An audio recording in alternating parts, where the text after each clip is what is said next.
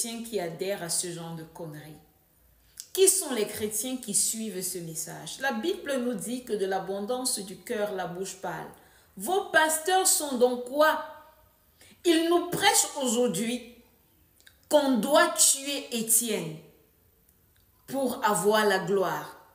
On doit tuer quelqu'un. Tu dois perdre quelqu'un que tu aimes, quelqu'un qui t'est cher pour avoir la gloire. De surcroît, un membre de ta famille. Parce que nous avons une épidémie dans l'église. Les pasteurs aujourd'hui veulent nous faire croire que pour briller, ceux qu'ils aiment doivent mourir.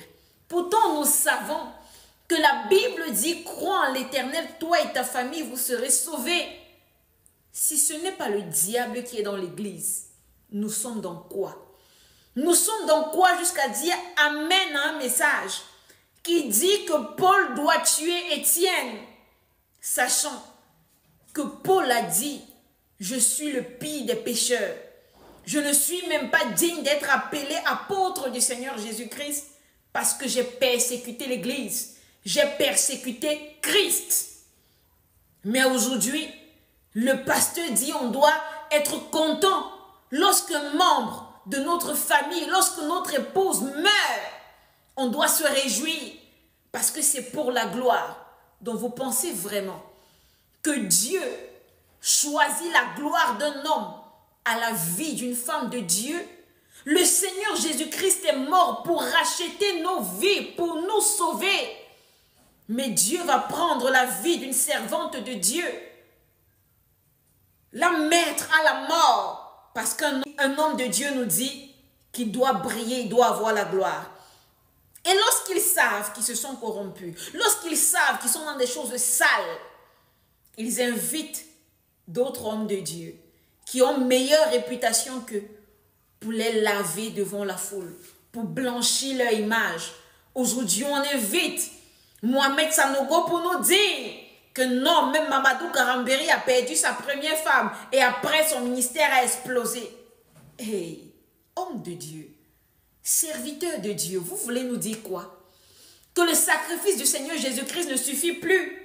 Il faut que des gens que vous aimiez meurent. C'est-à-dire que nous sommes au niveau de la franc-maçonnerie qui nous dit qu'on doit tuer nos parents, on doit tuer nos enfants pour avoir la gloire du diable. Est-ce la gloire de Dieu? Est-ce la gloire de Dieu que vous avez, homme de Dieu? Vous n'avez pas la gloire de Dieu. C'est pour ça que même vos messages vous trahissent. Vous trahissent. Pasteur Mohamed Sanogo, ce que vous avez commencé va vous dépasser. Si vous ne vous repentez pas, ça va vous dépasser. Aujourd'hui, tout le monde vous appelle de tous les côtés. On vous prend pour laver l'image et vous acceptez. Vous êtes en train de baptiser avec le diable. Et vos mains sont en train d'être tachées. Vous n'allez pas échapper. Ils viennent devant nous faire du genre non, nous pardonnons à nos ennemis. Pourtant, dans le secret, ils sont en train de négocier avec les membres du gouvernement pour que le scandale n'éclate pas au sujet de l'affaire Marcelo. Pasteur Marcelo, vous pensez que jouer avec le nom de Dieu est aussi facile? Vous n'êtes pas dans la bonne génération, vous avez fait erreur. Dieu est physiquement sur la terre dans un corps de femme. Vous avez fait ça à la mauvaise génération. Ce que vous craignez va vous arriver. Et tous ceux que vous prenez pour vous couvrir, cette secte que vous appelez aujourd'hui pasteur de la francophonie, ça va se gâter sous les yeux de ceux qui vous suivent. Ils disent qu'ils sont d'accord avec vous. Ils disent oui, non, c'est normal. On dit amen à tout ce que vous dites. Et vous nous faites croire que vous êtes dans l'unité de la foi. Pourtant, vous êtes dans un cercle de couvre-moi, je te couvre. Le Saint-Esprit ne vous couvrira pas. L'approbation de Dieu, vous ne l'avez plus. Et les scandales au milieu de vous vont se multiplier. Et je l'ai dit, quiconque est d'accord avec ce message d'Étienne, quiconque dit que Étienne dans sa vie doit mourir pour qu'il ait la gloire, il sera ce Étienne qui va mourir. Et il va ouvrir le chemin de la gloire d'autres personnes.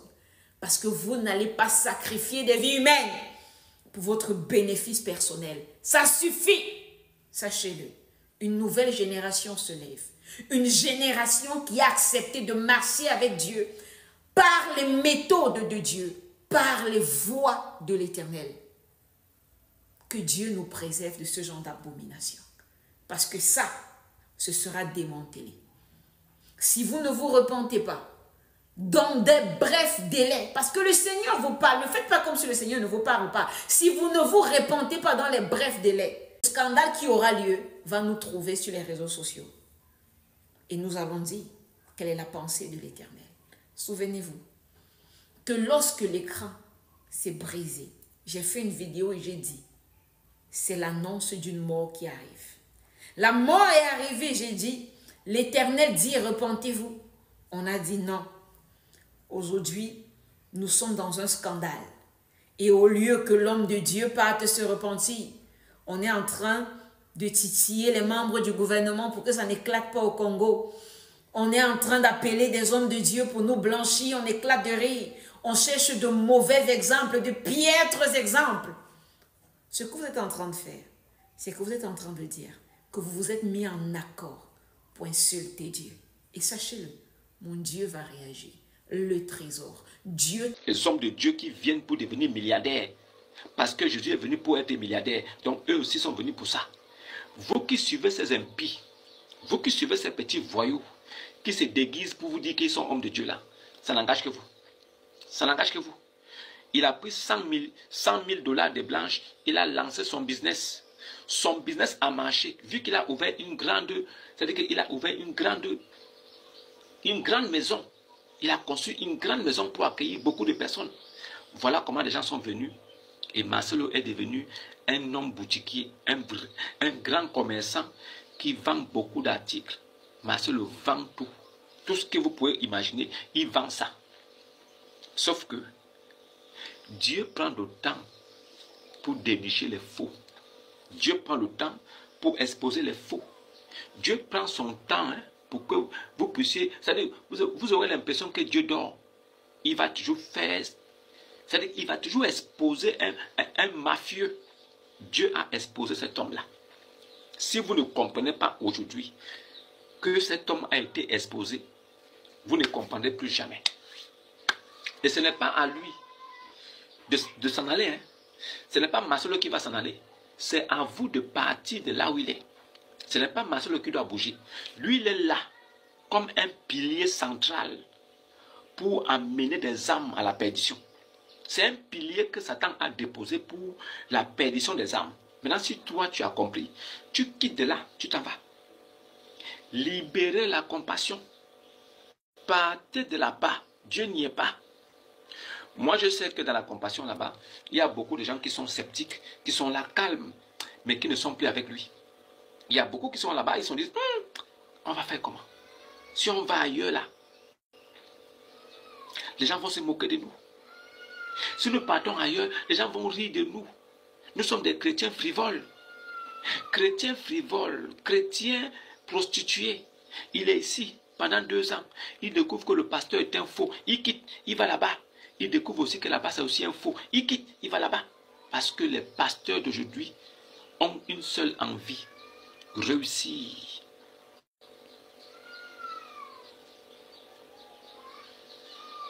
Parce que Marcelo, lui, son envie, c'est réussir. Il veut les richesses. Il veut être pasteur puissant. Mais alors que c'est Dieu qui donne la puissance. Non. Lui dit qu'il est puissant. Et les gens qui le suivent disent qu'il est fort. Alors que c'est Dieu qui est fort au travers de lui. Comme ils ne comprennent pas, les voilà derrière comme des moutons. Marcelo a prêché la mort de son épouse 6 mois avant qu'elle ne parte. Vous ne faites pas le rapprochement parce que vous manquez d'intelligence. Marcelo prêchait le départ de son épouse. Il a commencé à chanter ça 6 mois avant que Blanche ne parte. Marcelo chantait. Blanche m'a dit, j'étais à la piscine avec les enfants. On nageait. Je lui ai dit, mais pourquoi tu ne viens pas? Elle a dit non, je n'ai pas envie parce que j'ai dit, si je pars, tu seras heureux avec les enfants. Donc, sa femme lui dit, je ne peux pas venir à la piscine avec vous, parce que quand je vais mourir, toi tu seras heureux avec les enfants. Donc c'est ce que Marcelo lui vient nous dire en assemblée. C'est-à-dire il est content de dire ça. Il dit non, j'ai dit il ne faut pas dire ça, il faut prier. Donc Marcelo préparait le terrain de Paul. Parce que Marcelo savait que Paul devait venir. Le Paul de Marcelo devait arriver. Donc Marcelo avait déjà préparé son terrain. Il attendait l'arrivée de Paul. Marcelo chantait tout, comment les hommes de Dieu font, ceux qui perdent leur épouse, comment ils font, ceux qui... Si Blanche meurt, si Blanche meurt. Marcelo pendant 6 mois, si Blanche meurt, si Blanche meurt. Si Blanche meurt, si Blanche mourait, si Blanche part, si Blanche, si Dieu prenait Blanche, si Blanche m'était enlevée, si Blanche était... Donc, pendant 6 mois, les gens ne comprenaient pas. Il prêche, il fait rentrer Blanche dans ça. Et ce qui est mauvais, c'est que ce qu'il dit est différent de ce que Blanche disait à la maison. Parce que dans les audios, Blanche dit, il cherche tout à tout prix à me ôter la vie. Blanche dit, il cherche à tout prix à me ôter la vie. Marcelo cherchait à tout prix à ôter la vie à son épouse, ou bien à celle qui lui servait encore d'épouse. Marcelo avait atteint le fond de l'abîme. Marcelo avait touché le fond de l'abîme. Comment? Parce que Blanche était au courant de tous ses déboires sexuels, de son vagabondage sexuel répété. Marcelo était un vagabond sexuel. Ça veut dire que Blanche supportait cet homme-là, qui venait prêcher la pureté, la sainteté. Il venait prêcher la sanctification. Lui-même en interne, il couchait avec des femmes. Et Blanche supportait ça sans rien dire. Marcelo a mis enceinte une femme, une américaine qui était venue pour prier à la compassion. Une jeune fille américaine. Marcelo l'a mise enceinte. Elle est repartie. C'est Marcelo qui a pris en charge tous les soins de la fille jusqu'à ce qu'elle accouche. On a demandé à la fille américaine, qui t'a mis enceinte? Qui t'a mis enceinte? Elle a refusé de dire le nom. C'est-à-dire qu'une américaine qui ne dit pas le nom du père de son enfant, elle est enceinte, mais elle ne dit pas qui est le père de l'enfant. Et Marcelo a pris donc en charge tous les frais. C'est quand la fille est accouchée qu'on se rend compte que l'enfant ressemble à Marcelo. Marcelo qui était chargé d'enseigner cette dernière, qui était chargé de l'enseigner, une jeune fille américaine, mais elle est tombée enceinte dans la compassion. Et personne ne sait qui est le père de l'enfant. Jusqu'à ce qu'elle reparte en Amérique, Marcelo s'est occupé de l'enfant. Il s'est occupé de la femme au Congo. Elle est repartie en Amérique. Il a continué à s'occuper jusqu'à ce qu'elle accouche. L'enfant a 5 ans aujourd'hui. Si vous voyez la photo de la petite fille de 5 ans, c'est Choukrani étant petite. Si vous voyez la photo de la petite fille de 5 ans, cette petite fille américaine, c'est Choukrani. C'est Choukrani. Choukrani en petit format. Donc Marcelo a couché avec cette petite américaine, cette femme blanche, et elle est repartie avec l'enfant. Blanche est au courant, elle n'a rien dit. Esther est venue. Elle a été envoyée depuis le Canada par le pasteur de la compassion du Canada qui avait découvert en Esther des petites crises de folie saisonnières. Donc, comme elle était un peu folle de temps en temps, le pasteur de la compassion du Canada était incapable de la soigner, de prier pour elle pour qu'elle guérisse. Alors, ils ont décidé d'un commun accord d'envoyer Esther au Congo afin qu'elle vienne se faire soigner par le plus grand des apôtres, Marcelo Tunasi Jérémie. Et Jérémie donc a commencé à prier sur Esther. Comme par hasard, Esther venait à la maison, dans le bureau de Marcelo, qui se trouve dans leur maison. C'est là-bas où tout s'est passé. Et quand la bonne avait découvert des choses bizarres, elle a dit à Blanche, cette fille qui vient voir ton époux ici, J'ai l'impression qu'ils ne prient pas seulement. J'ai l'impression qu'en dehors de la prière, ils font autre chose là-bas. Et Blanche elle-même aussi, elle a regardé, elle a découvert que oui, il y avait quelque chose qui n'allait pas. C'est comme ça que Blanche a interdit à Esther de rentrer dans la maison quand elle est revenue le jour qui suivait.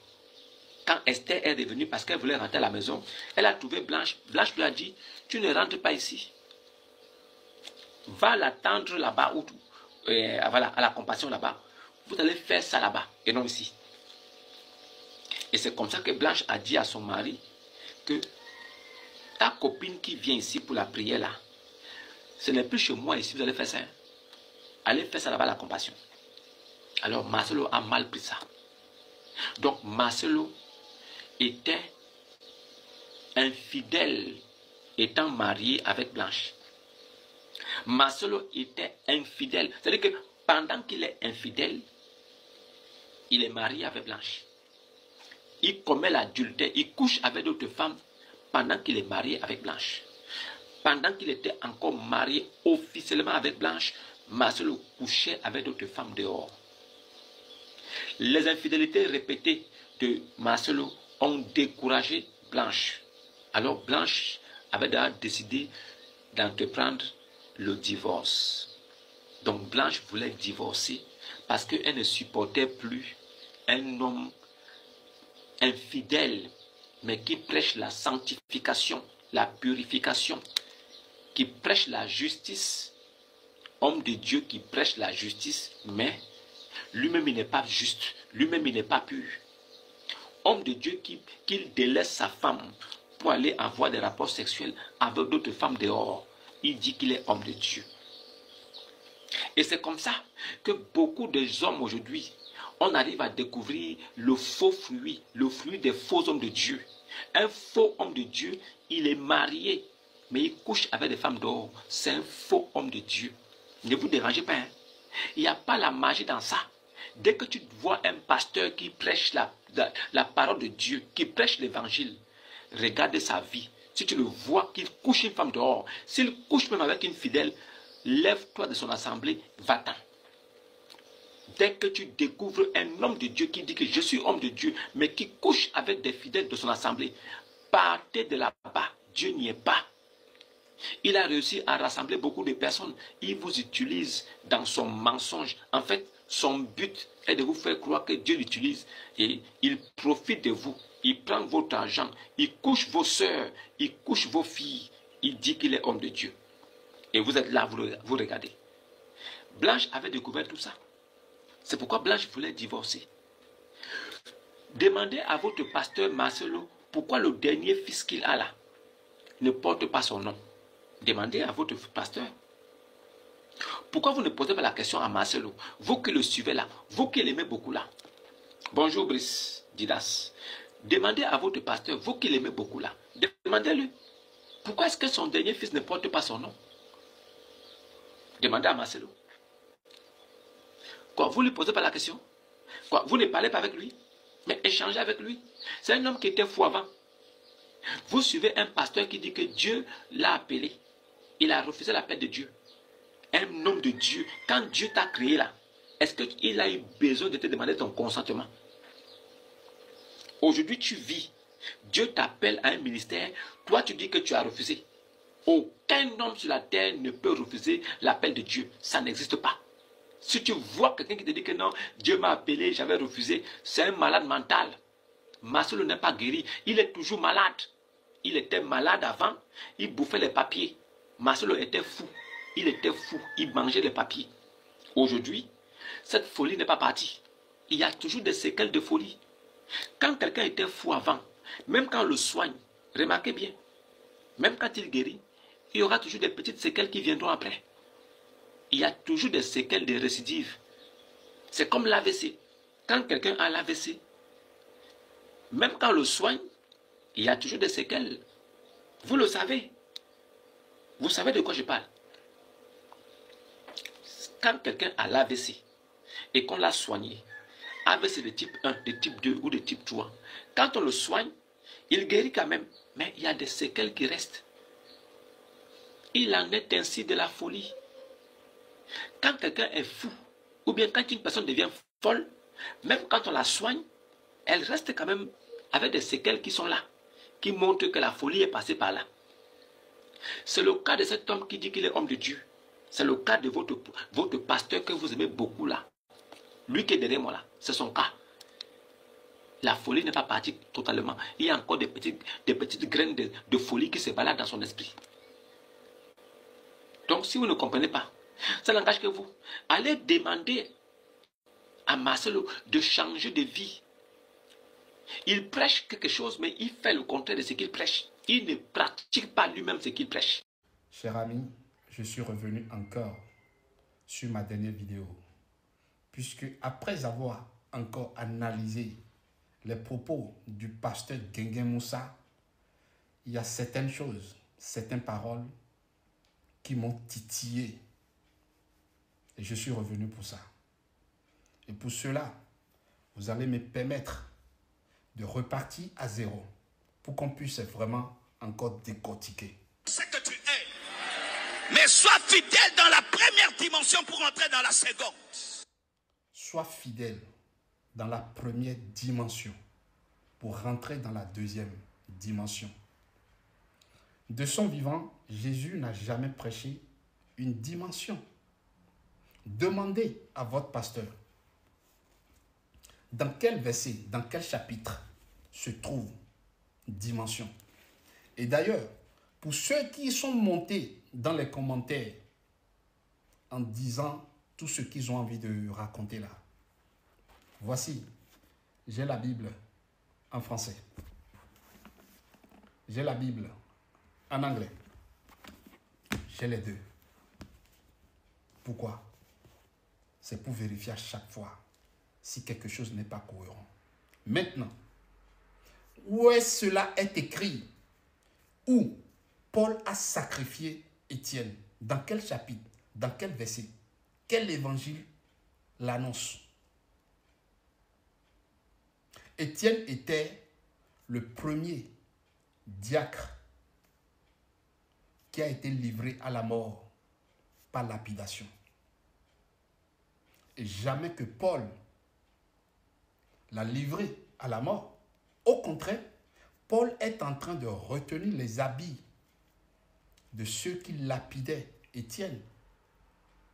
Et maintenant, qu'est-ce que votre pasteur Guenguin, votre pasteur Moussa est en train de prêcher? Il prêche son loge. Raison pour laquelle la majorité de l'église de la compassion sont toujours là à le supporter. Parce que vous êtes tous enfermés dans une bouteille. Nous allons continuer. Car si Philippe refuse de servir aux tables, jamais il ne verra la Sama. Suscite un Paul qui va tuer ton Étienne. Monsieur pasteur Guenguin Moussa était en train de préparer les fidèles de son église au décès de Maman Blanche. C'est ce que vous ne comprenez pas. Il ne savait pas, votre pasteur Guenguin ne savait pas que ce qu'il était en train de mettre en place allait tourner au vinaigre jusque-là. Tout ce qu'il disait, c'est préparer les fidèles de son église au décès de la pauvre dame. C'était ça. Paul tuera ton Étienne pour que tu entres dans ta destinée. Paul tuera ton Étienne. Qui est Étienne? Et d'ailleurs, la majorité parmi vous ont posé cette question. Heureusement, il y a d'autres personnes qui ont connu qui était Étienne et qui était Paul. Paul va tuer ton Étienne. Cela n'existe pas dans la Bible. Donc, je vais tuer ma femme. C'est ce qu'il est en train de dire. Qu'il va déjà sa femme. C'est ce qu'il est en train de dire. Il était en train de préparer les fidèles de son ministère. Ton Étienne, c'est quelqu'un que tu aimes. Ton Étienne, ça peut être le confort. Ton Étienne, ça peut être ta réputation. Qu'est-ce que le confort vient voir dans ce genre de propos? Qu'est-ce que ton patron a à voir dans ses propos. Vous ne comprenez pas le message. Pourtant, le message, il est clair. Il était en train de préparer les fidèles de son église. Étienne, ça peut être quelque chose de valeur qu'on t'arrachera pour que tu te détaches. Quelque chose de valeur pour que tu te détaches. Vous ne comprenez pas toujours, hein? Vous ne comprenez pas toujours qu'il est en train de dire, je vais arracher ma moitié, celle qui est toujours ici, devant vous, avec moi. Je vais vous l'arracher. C'est son loge. C'est son loge. Et je peux vous garantir que tout ce que ce pasteur Guinguin était en train de dire, ce n'était pas lui, hein? Ah non. Je vais vous le démontrer plus tard. Bientôt ton Étienne mourra. Bientôt Paul viendra. Il te tuera ton Étienne. Car ta destinée est plus grande qu'avoir Étienne. Le salut des extrémités de la terre sont plus importantes que la vie d'Étienne. Et Dieu sacrifiera Étienne afin que les extrémités de la terre soient sauvées. Étienne, ça peut être un homme que tu aimes, une femme que tu aimes. Étienne, ça peut être ton patron, ça peut être ton entreprise. Étienne, ça peut être quelque chose, mais qui est une zone de confort. C'est seulement en allant vers la Samarie que tu atteindras.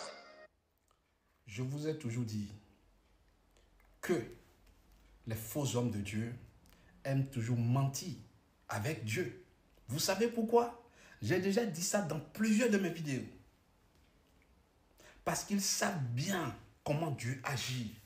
Ils savent bien que Dieu n'agit pas comme nous. Dieu n'est pas comme moi. Dieu n'est pas comme les autres. Dieu, lui, il prend tout son temps. Il prend tout son temps. Les pasteurs connaissent bien comment Dieu agit. Raison pour laquelle ils sont paisibles, pernards dans leurs bêtises, dans leur loge. Ce pasteur Guinguin vampire ne prêche rien de bon. Sinon, comment peut-on dire que Paul va sacrifier Étienne alors que cela n'existe même pas dans la parole de Dieu? Étienne était lapidé pour une bonne nouvelle, pour la lumière du Christ. Et qu'est-ce que cela a à voir avec ce qu'il est en train de raconter? Alors que Paul n'a jamais livré Étienne. Si vous lisez la Bible, vous comprendrez à chaque moment lorsque vos faux hommes de Dieu vous ramènent dans l'obscurité. C'est ça votre problème. Vous n'aimez pas lire la Bible. Alors que celui qui lit la Bible ne peut jamais se tromper. Heureusement que tout le monde n'est pas mouton. Heureusement qu'il y a des gens qui ont été déjà affranchis et que la lumière marche avec. Raison pour laquelle votre pasteur Guinguin est dans de confusion totale. Depuis que cette pauvre dame est partie, votre pasteur Guinguin est dans de confusion totale. Un pasteur, un homme de Dieu soi-disant, mais qui fait des choses horribles. Et quand on le dit, les gens nous disent parfois, vous n'êtes pas fatigué. Et pour vos informations, je ne serai jamais fatigué s'il faut que j'éclaircisse la parole de Dieu. Quand il s'agit de la parole de Dieu, nous devons agir selon la parole de Dieu. Beaucoup de gens viennent et disent, laissez Dieu juger. Et je vous répète encore, c'est parce que vous ne lisez pas vos Bibles. Dieu nous a donné l'autorité de juger. Seul lui qui est le dernier juge. Mais il nous a donné l'autorité de juger. Allez lire la Bible. Ce n'est pas moi qui va vous dire quelque chose. Allez faire vos recherches. comme vous êtes des moutons qui n'ont pas envie d'être affranchis, raison pour laquelle vous engobez tout, vous dites Amen à tout, Alléluia à tout. Un pasteur qui vous prêche une fausse parole, il vous dit encore Amen et vous acclamez. Maudit soit celui qui se confie à l'homme. Maudit soit celui qui se confie